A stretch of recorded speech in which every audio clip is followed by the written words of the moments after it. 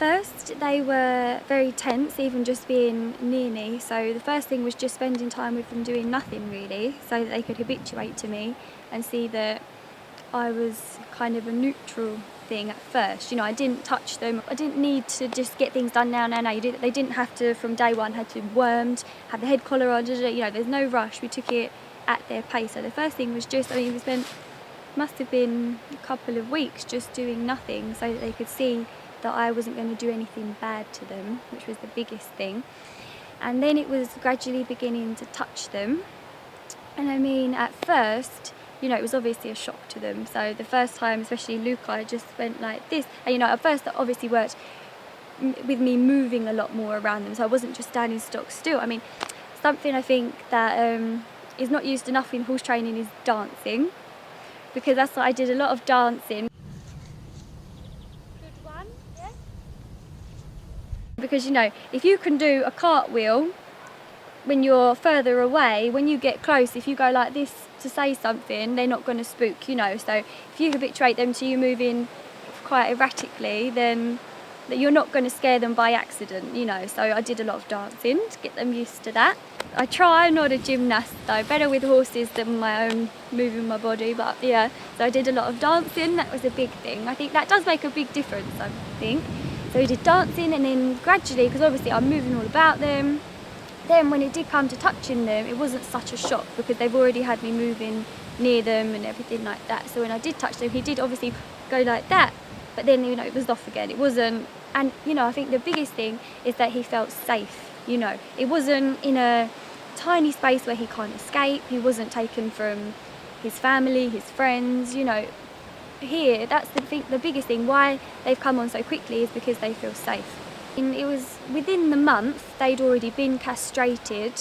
Well, it was the 20th day they were castrated on, and yeah, within that time you could go straight up to them, give them a scratch. Not Buddy though. Buddy I don't count in that because he took a lot longer, because he was a lot more cautious, but I didn't do anything different. I just left him alone, to be honest. I just said, hello Buddy, and then off I'd go. He would see his mum and his dad, his brother come up and have a good time, and then gradually he would come up, and then, you know, it's just being very still really. That's all I did at first, and then giving him the time to explore me. You know, so often, you know, people only have a limited amount of time, everything's rushed, you know, but because I just took as much time as he needed, there was never a time where he kind of got scared or anything like that. Because we took so much time, you know, I just spent a lot of time with them. There was no kind of pressure to get things done, especially with Buddy. I mean, the boys, I wanted to get them castrated, but with Buddy, no pressure at all. He could just kind of take it or leave it, and he learned from watching the others. No, I know you're going. Move out your way when we're in that move. Scratch now. Whenever he bites my clothes, I just move away, because there's no point giving him a smack, because he's not doing it to be bad. He's doing it because he's trying to stay with me. Humans don't play like horses, Buddy.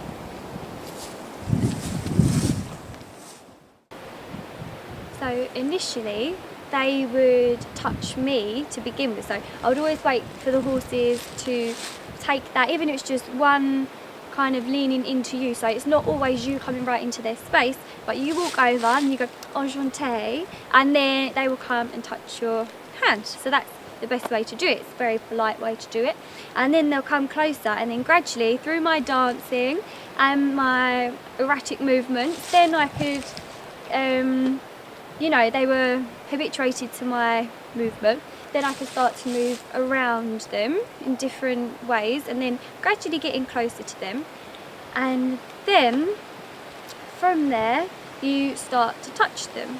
So when I'm doing that, again, I'll be warning them. So before I touch his shoulder, touch it and take it away. Shoulder, touch, take it away. And then as soon as you can touch them, the best thing to do is start to scratch them, so that, because I wasn't doing this with food, I was just doing it through habituation, so letting them just gradually get used to it. And then if you add in scratching, then you're not just touching them, but you're doing something which they enjoy. So it's making touching a pleasurable experience rather than just tolerating, which a lot of horses do, unfortunately.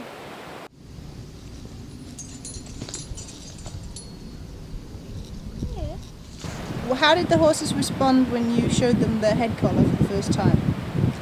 Well, initially they were curious but a bit hesitant. So Jack especially, he kind of smelt it, but you could kind of feel in his body he was very tense, but he just smelt it. But then I just offered it to him to smell, and then I took it further away, gave it a little shake, because obviously you don't want to move it close to them and then make noise and then get fearful. So if you're increasing proximity, then it decrease intensity. That's kind of the way that it works best. So I moved it away, made some noise with it, then let him explore again in his own terms. And obviously again, we are loose in the field, he can go if he wants, you know, take it or leave it. And then gradually just starting to touch them with it. And then when I am touching them with it, I'm telling them what I'm doing, so it's kind of like warning them. So, you know, if you go to the dentist, then they'll say, oh, I'm just going to drill now, I'm going to wash your mouth, things like this. So if you have a warning of what's going to happen, then you feel a lot calmer. Right. So yeah, head collar. Nose in. Good boy, wonderful. Good boy, Jack. Yeah. Put your nose in. Good boy. So obviously I'm not pretending that he knows what head collar is from the word off, but if I tell him nose in and then I do it, and then I tell him nose in and I do it again, then he will learn that nose in means that I'm going to put his nose in the head collar. So it gives them this kind of warning, and the more predictability they have, then the more confident they'll feel.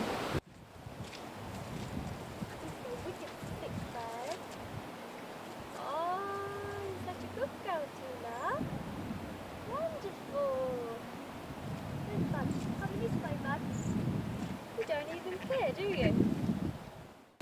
How many semi-feral horses have you tamed before you started with these ones? Just these ones. Yeah, so normally I'm just with kind of regular horses, you know, yeah, regular horses. They've been in a livery yard most of their lives, or pretty much, yeah, never like this. Yeah. Don't eat it. Hello, Jack. How did you teach them to do that? Oh, they've never seen one before. They've never seen a bag on a stick. They've seen a bag on a floor. And this is why it's amazed me so much, how different they are to horses who are kept in traditional human ways. But yeah, it's very different training them for sure. A lot easier. Don't need so much desensitizing, huh? Easy peasy. No round pen. No jushin. No problem, eh, Jack?